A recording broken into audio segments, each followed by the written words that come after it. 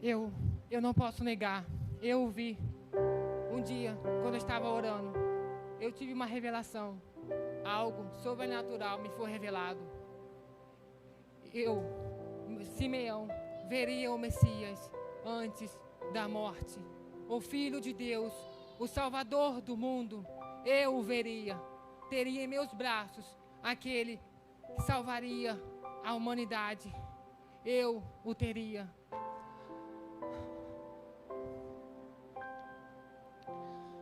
A minha maior expectativa realmente era a chegada do auxílio divino a Israel.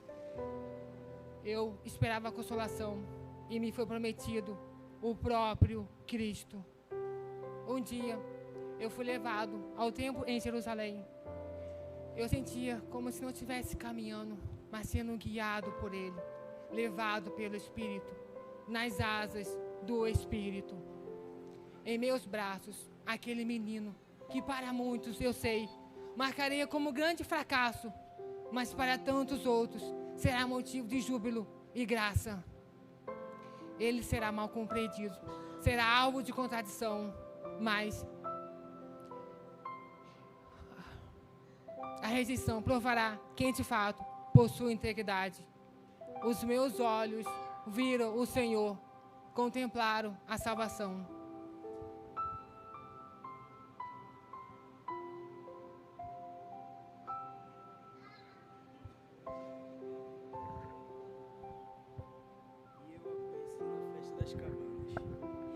E me apaixonei na mesma hora que a vi.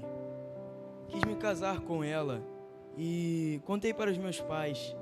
Nós não tínhamos muito dinheiro, não haveria condições para uma festa grande.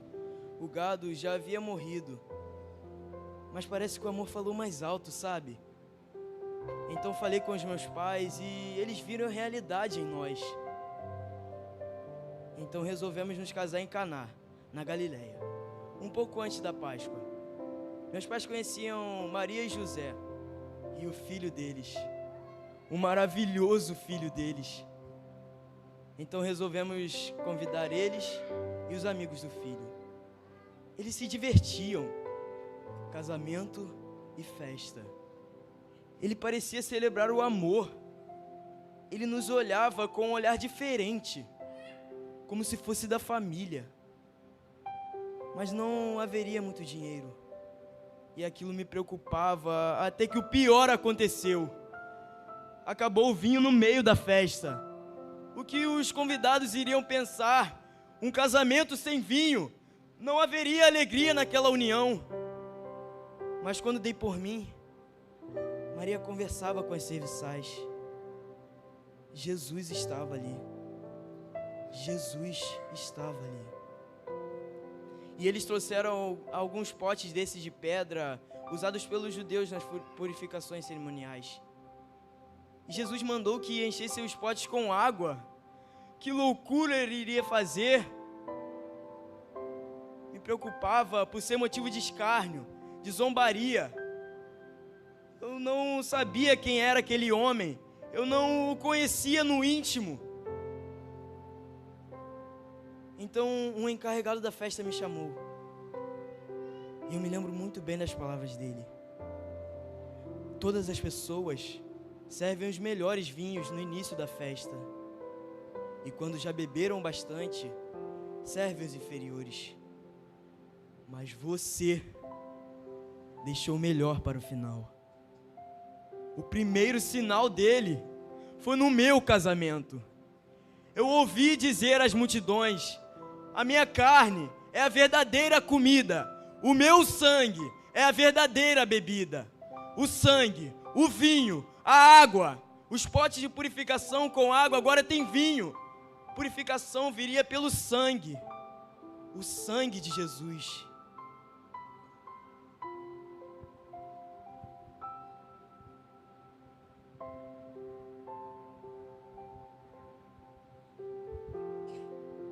Eu já contei essa história tantas vezes que todos de Sicar já sabem sobre ele. Eu estava indo buscar água no poço de Jacó, como de costume. O calor, como sempre, escaldante. Eu sempre vou depois das outras mulheres porque eu não gosto de ouvi-las falando sobre mim. Ainda que isso exija mais trabalho, porque o nível da água é baixo, eu prefiro estar só. Mas naquele dia, havia alguém ali. Ele estava sozinho, o que era estranho. Parecia procurar uma sombra. Em plena hora sexta. Todos sabem que não há refrigério a essa hora do dia, em que o sol está mais alto. Mas ele estava lá, no lugar errado e na hora errada. Ele parecia vir de longe. Suas vestes, a poeira que o cobria, devia ser judeu. Estava na cara que era judeu. E os judeus não falam com os samaritanos. Mas ele falou comigo. Ele me pediu água, o que era estranho. Ele não poderia estar falando comigo. Foi então que ele me disse que se eu o conhecesse, e se conhecesse o dom de Deus, eu pediria água a ele e ele me daria água viva. Quem bebesse da água daquele poço voltaria a ter sede. Mas quem bebesse da água que aquele judeu tinha, da água que Jesus tinha, jamais teria sede outra vez. Porque se tornaria uma fonte a jorrar para a vida eterna. Então eu pedi dessa água. Eu queria dessa água. Foi então que ele me perguntou sobre o meu marido. Eu disse que não tinha marido. E antes que eu pudesse me justificar, ele já sabia de tudo. Ele me conhecia. Eu já tive 5 maridos. E o homem com quem eu estava não era meu marido. Finalmente um profeta, depois de 400 anos sem nenhum, estava ali na minha frente, um profeta. Um profeta. Nós, mulheres samaritanas, não tínhamos acesso aos mestres. E eu tinha muitas dúvidas. Então eu perguntei a ele sobre templo, adoração, um lugar certo para se adorar. E ele me falou sobre a adoração verdadeira. Diferente de tudo que eu já tinha escutado. E que chegaria um tempo. Na verdade, já havia chegado um tempo em que os verdadeiros adoradores adorariam o Pai em espírito e em verdade. E é isso que importa. Ele me foi revelado. Eu sou o Messias, ele disse. Eu não pude me conter. Eu corri, eu gritava para quem queria escutar que o Cristo, o Messias, o Salvador do mundo havia chegado. Cidadãos, vizinhos, todos nós vimos e cremos que Ele era o Messias, o Salvador do mundo. Mas hoje Ele foi o Salvador do mundo. O Salvador do mundo se foi. E os judeus estavam em festa, como manda a tradição. Como que permitiram que matassem alguém em plena celebração de Páscoa? Se houve crucificação, então o império tem algo com isso. Mas o que ele fez de tão errado para ser levado a uma cruz? Eu tinha certeza, Ele era o Messias, o Salvador do mundo, o Filho de Deus. Só podia ser Ele. Esse não pode ser o fim.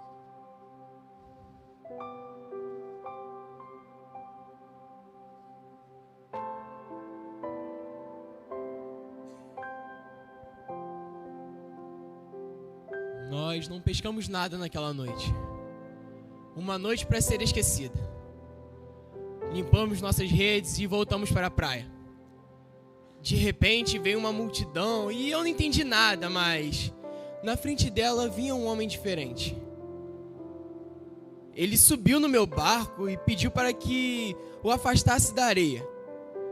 As palavras dele tinham autoridade, mas traziam um conforto que eu não consigo explicar. Vá para mais fundo, lance a rede para o outro lado. Nós já tínhamos pescado a noite inteira e não tínhamos pescado nada, mas as palavras dele tinham autoridade. Então lançamos nossas redes. E eu conheço muito bem meus instrumentos de trabalho. Aquelas redes eram muito fortes e elas quase arrebentaram. Eu sabia que tinha algo de divino nele, então quando voltamos para a areia, eu pedi para que ele se afastasse de mim. Eu não poderia lidar com aquilo. Eu sou um pecador. Eu sou apenas um pescador. Ah, Simão Pedro, não tenhas medo, pois será pescador de homens. Ele falava do reino, da missão. Ele fazia maravilhas. Pessoas eram curadas. Pessoas mortas ressuscitavam. Nós vimos a manifestação do seu poder. Ele é o próprio Deus. Certo dia, pode parecer loucura, mas ele nos enviou a uma cidade chamada Genezaré. Disse que nos encontraria por lá. Nós pegamos o barco e fomos até a cidade. E de repente, Jesus apareceu andando sobre as águas. Era um vulto, um fantasma. Eu queria ter certeza que era ele. E então ele disse: vem. Desci imediatamente do barco e comecei a caminhar em sua direção. Mas imagina que loucura. As ondas, os ventos, tudo batendo contra mim. Eu olhei para o chão, vi minhas pernas tremendo. Então, eu afundei. Eu afundei na minha ansiedade. Eu afundei na minha impossibilidade humana. Eu afundei, eu sou humano. Mas Ele é Deus. Ele me puxou pela mão e eu nunca vou me esquecer disso. Nunca me esquecerei de várias outras coisas, como: Tu és Pedro, e sobre esta pedra edificarei a minha igreja. Ele falava de dor, de sofrimento, de morte, de traição, e eu não poderia aceitar isso. Chegando a Páscoa, ele pediu para que eu e João fôssemos arrumar a ceia. E lá, novamente ele falou sobre traição, de dor, de sofrimento, de morte. Eu morreria com ele. Eu daria minha vida por ele. Mas novamente eu tive medo. Nós tínhamos ido orar com ele no monte, como sempre fazíamos. Eu lembro claramente dos soldados subindo, as chamas de suas tochas reluzindo por entre as árvores. Eles pegaram Jesus e eu tentei fazer alguma coisa. Eu tentei feri-los, mas Jesus estava tão calmo. Ele era médico e curou aqueles que queriam feri-lo. Então eles o pegaram e o levaram. Jesus foi julgado, condenado e morto. Morte de cruz.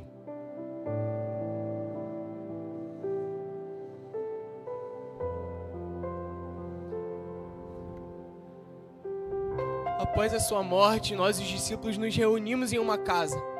Trancamos as portas, estávamos totalmente aterrorizados com as notícias que estavam correndo pela cidade. E mesmo com tudo fechado, ele apareceu.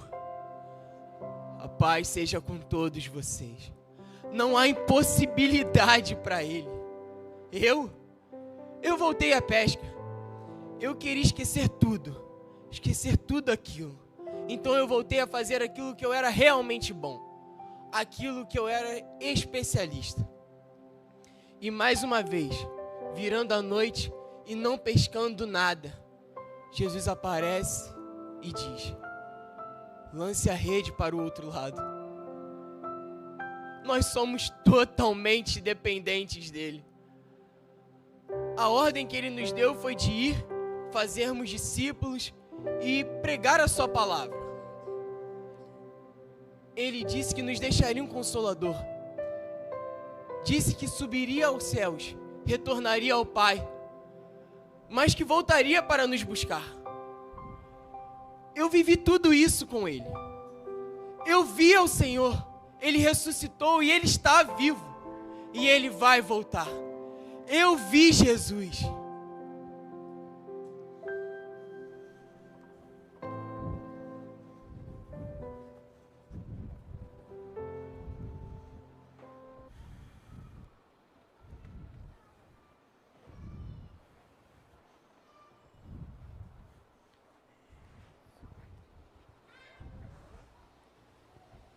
Então, fui à casa do oleiro. E o oleiro estava lá, trabalhando com o barro. E toda vez que o vaso de barro não saía como ele queria, como acontece algumas vezes quando se trabalha com barro, ele começava de novo, usando o mesmo barro para refazer o vaso.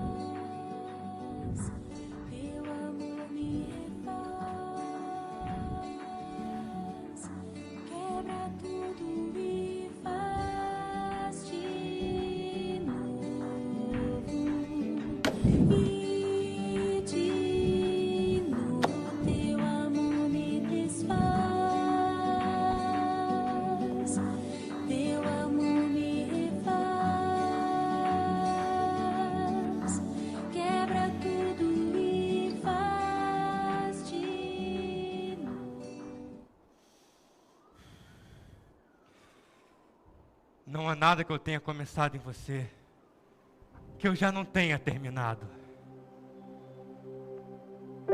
Eu começo a boa obra e a termino.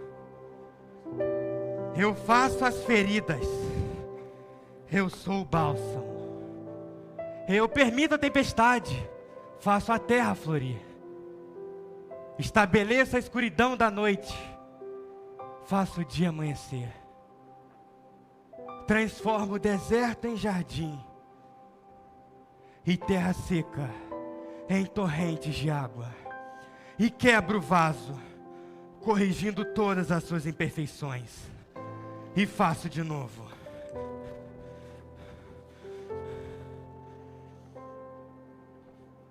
Onde você vê pó, eu vejo um vaso moldado. Onde você vê cacos, eu vejo reconstrução. Onde você vê ruínas, eu vejo reinícios. Onde você vê impossíveis, eu faço milagres. Isso não é o fim. Ser quebrado é só o começo. Ser quebrado significa que eu insisto em você, porque eu quero te transformar em um vaso de honra. Ser quebrado significa que eu persisto em você, porque eu não permito que você seja um vaso inútil no meu reino. Ser quebrado significa que eu te amo, porque eu quero te transformar em um vaso capaz de abrigar a minha própria presença. É um processo doloroso, não é?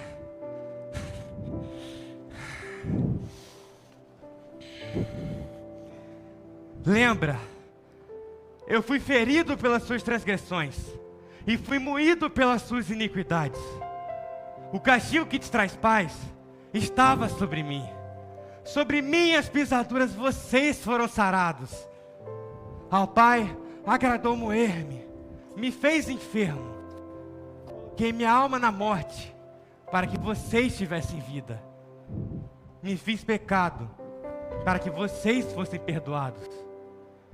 Aceitei o castigo, para que vocês fossem livres. O meu desejo agora é olhar para você e ficar satisfeito. Saber que você é um bom fruto do meu árduo trabalho. Que a minha vida corresponda ao teu chamado. Eis-me aqui, quebrantada, transformada, vaso novo. Encha-me e usa-me, conforme o teu querer. A água representa a palavra. Sou limpa e purificada com a palavra de Deus. A palavra o Verbo que se fez carne.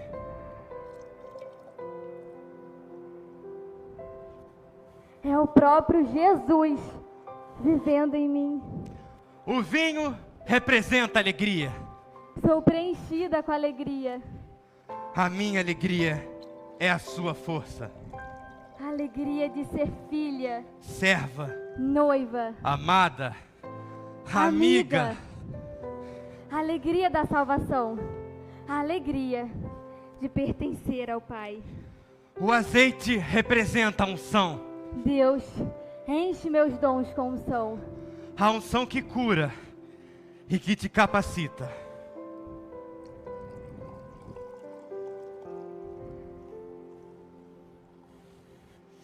É o próprio Espírito Santo vivendo em mim. Temos posto esse tesouro em vasos de barro, para que a excelência do poder seja de Deus e não nossa. Derrama a minha vida no teu altar. Porque aqui no teu altar não é o fim. É no teu altar que tudo começa. Coloco a minha vida em tuas mãos. Eu em você. Você em mim. Derramo a minha vida na sua vida, pois eu sou a ressurreição e a vida. E aquele que crer em mim, ainda que esteja morto, viverá.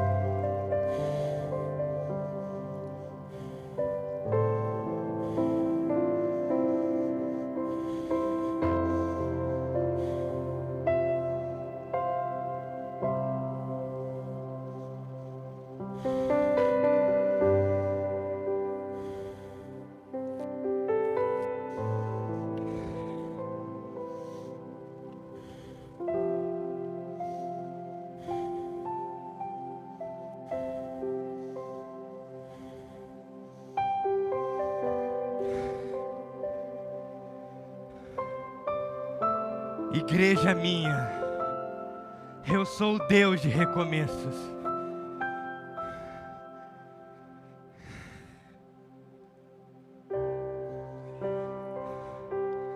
Que Deus abençoe a Igreja do Nazareno. A Companhia Ato de Teatro agradece a oportunidade. Em nome de Jesus.